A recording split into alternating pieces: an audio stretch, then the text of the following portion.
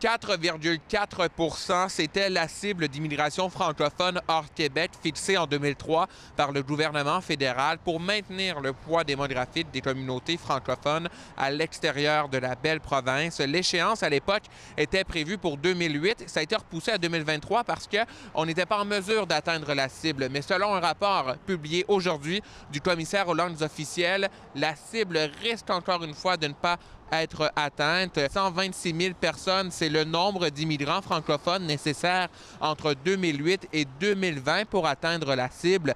En réalité, 50 000 résidents permanents d'expression française ont été admis à l'extérieur du Québec pendant cette période. Le manque à gagner, donc, est de 76 000 personnes. C'est l'équivalent de la ville de Medicine Hat en Alberta. Ça fait beaucoup de monde. Et le commissaire Théberge s'inquiète que si rien n'est fait au cours des prochains mois par le gouvernement fédéral, ça pourrait avoir un impact sur la vitalité des communautés francophones. Le poids relatif de la francophonie diminue. Donc, ça a un impact sur les écoles, ça a un impact sur les services, ça a un impact sur l'économie. Donc, ça a un impact sur tout le développement de nos communautés. Des organismes demandent donc des actions concrètes de la part du gouvernement fédéral. D'abord, pour rattraper le manque à gagner, il faut revoir les stratégies d'accueil selon les organismes à qui on a parlé, les politiques, et élargir aussi les bassins de recrutement, surtout en Afrique. Il y a des pays qui pourront être vraiment très bien exploités. Par exemple, en Afrique, où on constate que le taux d'attribution de visa pour venir est très bas.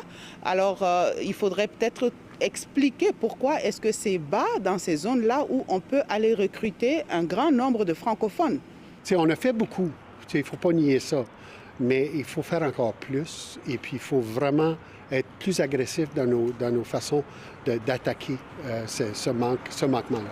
Pour sa part, la nouvelle ministre aux langues officielles, Ginette Petitpas-Taylor, affirme qu'elle pourra se pencher davantage sur cet enjeu lorsqu'elle aura des discussions avec des membres de la communauté qui mèneront un peu plus tard au dépôt de la modernisation de la loi sur les langues officielles. Ici Jérémy Bergeron, Radio-Canada, Winnipeg.